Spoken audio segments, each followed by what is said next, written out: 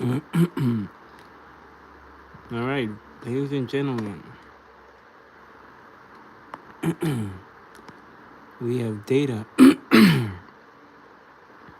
We got data coming out in 10 minutes. So I'm gonna let this minutes pass by.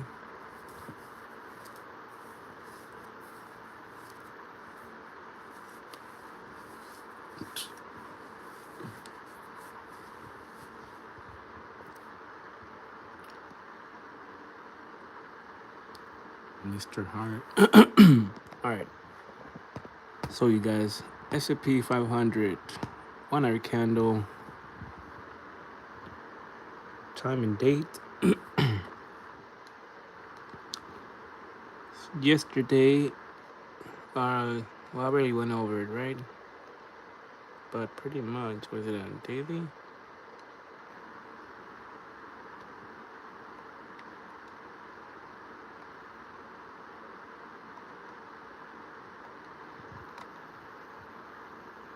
Yeah, so on Tuesday, I talked about this candle, 3 candle box forming and the play. As you can see, the play ended up happening. I've been, I even told you guys. Did I end up? Yeah, I even told you guys to what time to pay attention to. Your 45 to 9:30, and here you go. There's your 9 o'clock. We blasted off to that, and then from here, I got out on my contract right here because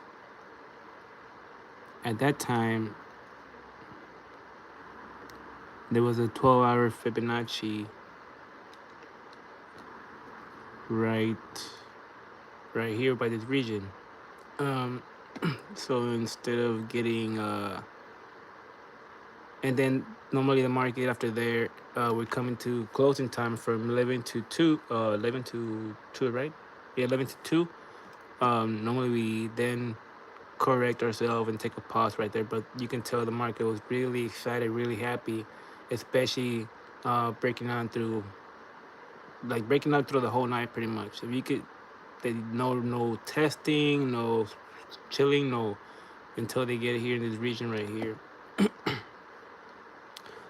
There's a why, because also there's a daily 50 Fibonacci.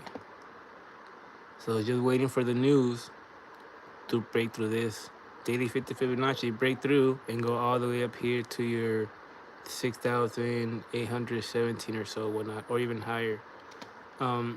Depending how the data came out, it's either gonna do it before the market opens. That way, certain traders can't get on there. Um, and then they go for whatever they go, and then the market corrects itself or whatnot around your 8:45 to 9:30. Maybe it starts going down a little bit, and as we get towards 11 o'clock, start pushing high.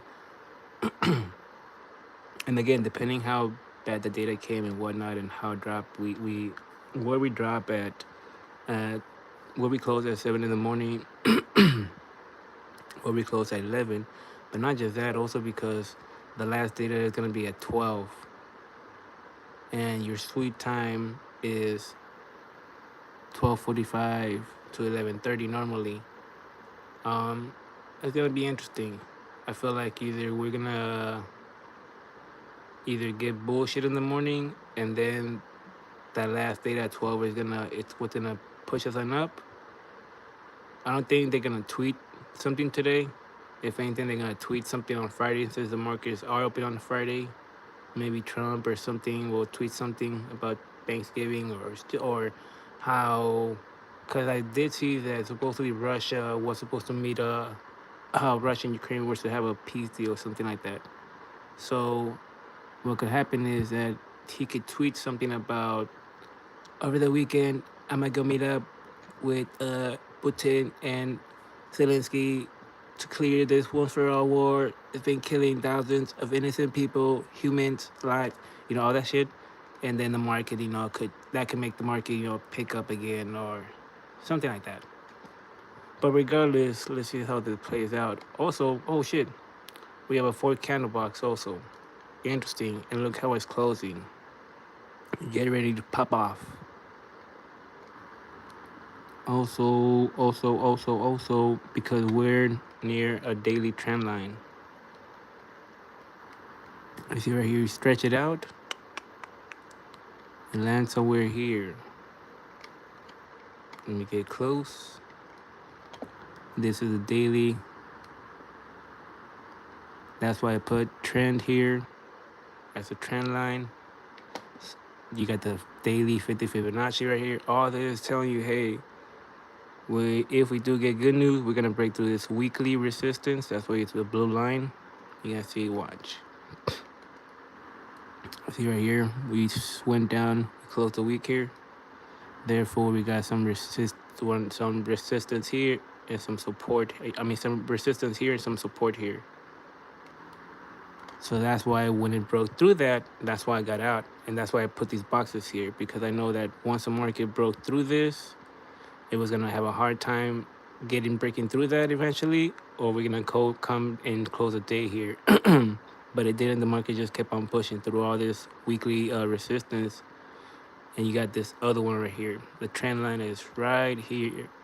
So that news comes out, wicks or whatever comes back down. People think it's going down. Maybe here's what's gonna stop if it goes down. We're gonna stop here, and then once 12 o'clock comes up, it's gonna come again, depending what it says. Then it'll break through. I can see some bullshit like that happening. But again, if we break and we close here at 7 o'clock, then that's gonna be different. But anyways, the data's gonna come out in 3 minutes, you guys.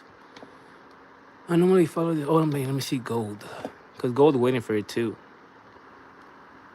See, and then silver. Silver was warning you early in the morning. see how excited it is. Silver is like Ethereum.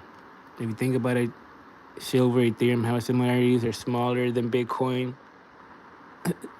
Ethereum is smaller than Bitcoin.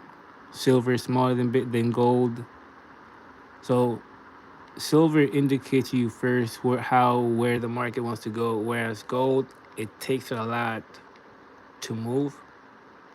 You see how stuck it is, whereas gold is more actually showing, but also gold is telling you how it's waiting to pop. It's a 4 candle. We had 3 candle box forming, completed it. When it completes again, as long as we close inside this box right here, it's still bullish. It's still telling you that this 3 candle box is gonna complete.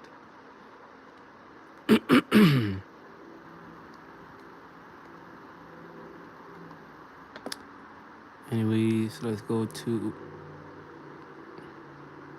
also Meta.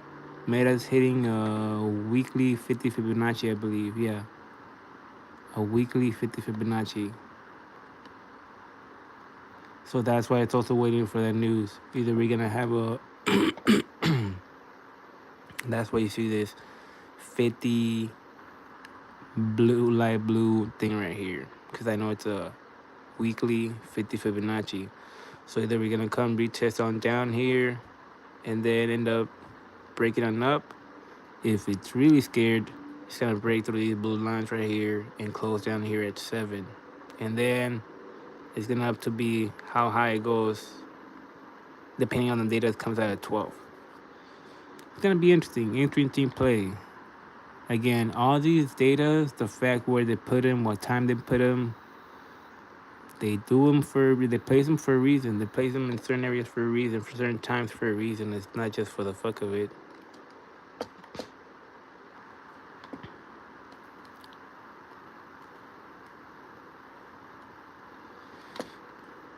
There's a certain YouTuber that I follow. I like it because he just keeps it simple. He just summarizes how the data came out. There you go, this guy right here, if you guys want to follow him. Right now. Okay, durable goods orders came in as expected at 0.5%. Jobless claims 216,000. Lower than expected jobless claims at 216,000. Previous was revised to 222,000. So, again, 216,000 for jobless claims. The previous one was revised to 222,000, so raised a little bit. Durable goods came in mostly flat here. And continuing claims showed up at 1.96 million. 1.96 million versus previous of 1.974 million. Um, and so yeah, we'll see what happens now.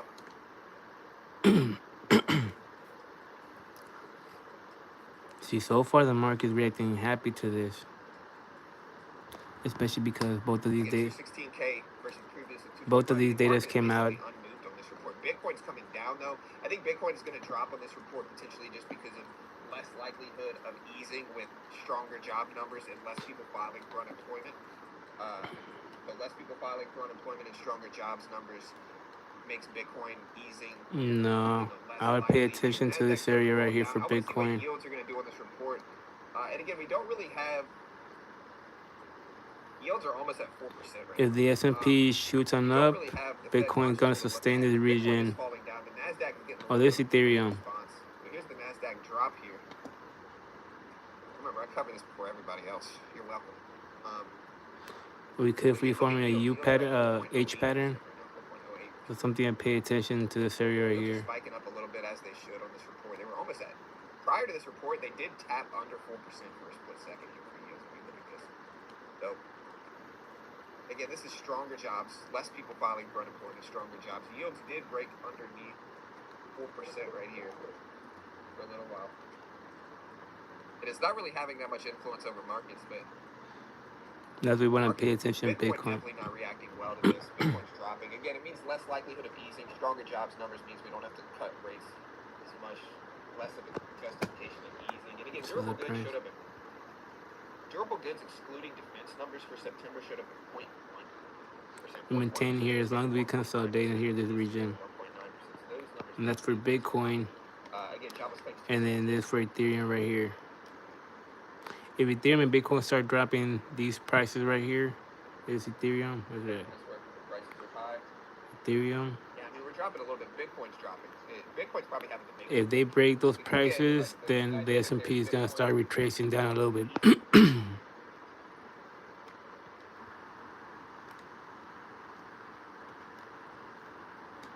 Market wants easy.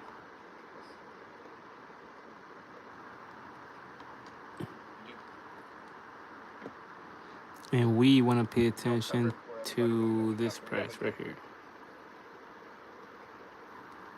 Yeah, so again, we had lower than expected jobless claims, less people filing for unemployment. What we're seeing, though, is we're seeing the market react negatively to this. Yeah. Again, I think the market and Bitcoin want rate cuts. Yeah, that's what they want. This data shows less. They wanted bad news. Less of a need to cut rates. Yeah. Jobs numbers. So I feel like we're gonna maybe dip a little bit because of these bad news or whatnot. People wanted more, bad news because that pushes the Fed for the interest rate cut. Nasdaq's falling down on this report. Again, I think the market wants rate cuts. No shit. I think this means we don't need to cut rates.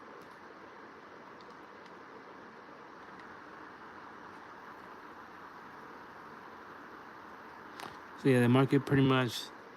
Somebody asked Brock, what does it mean? We don't get rate cuts. I'm gonna respond like I'm.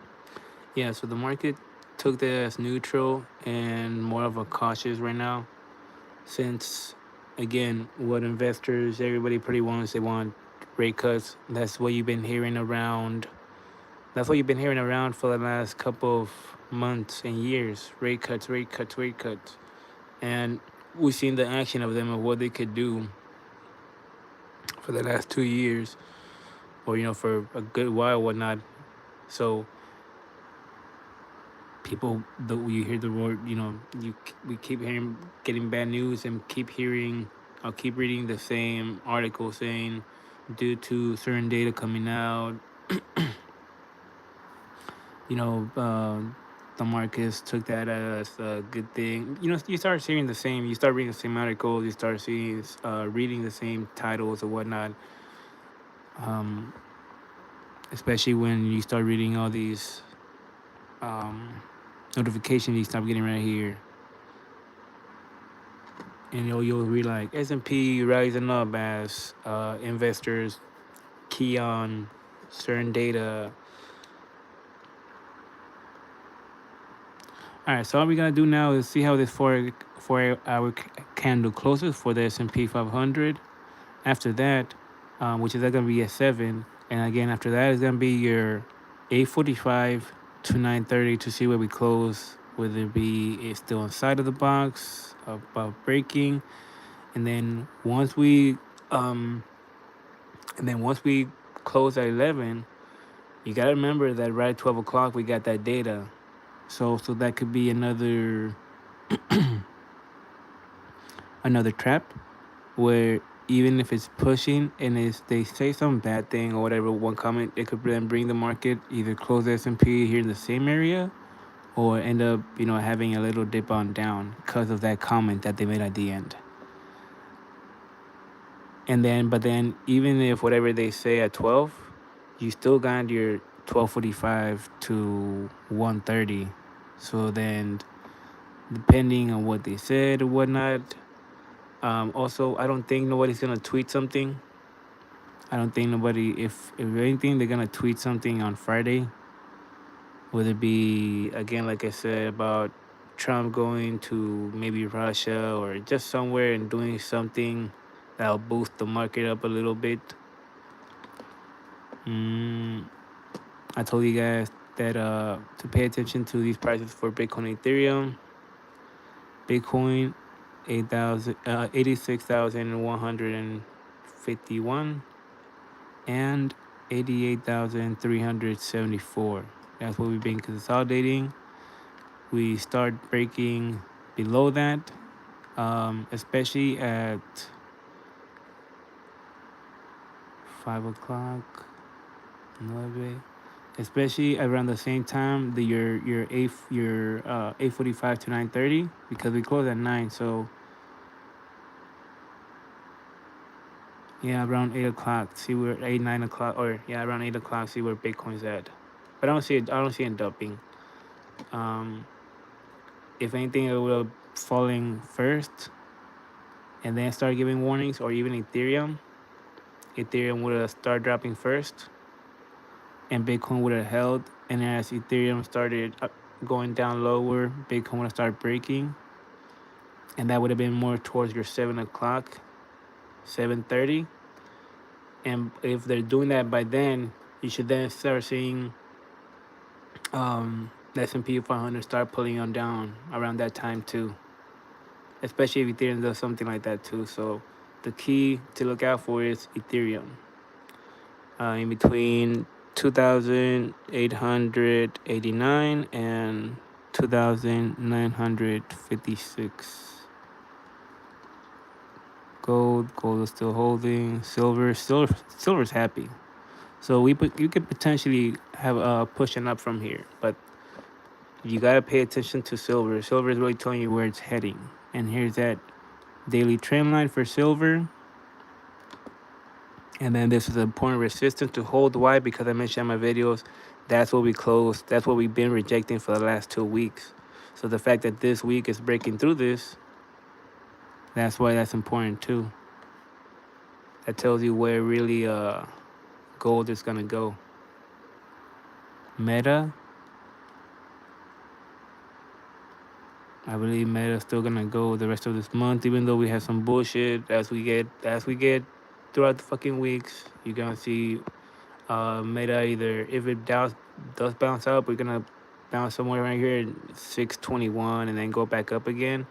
If not, if the market starts rallying up today this week, we could see Meta breaking and closing the day at or above this weekly 50 Fibonacci right here at 641. So either above or right here by near 6,041. In between this range right here is 629 and so. And if it does fall down, it's gonna close down here at 622. But pretty much this is your area here for Meta. S&P 500. Let me take all this crap off.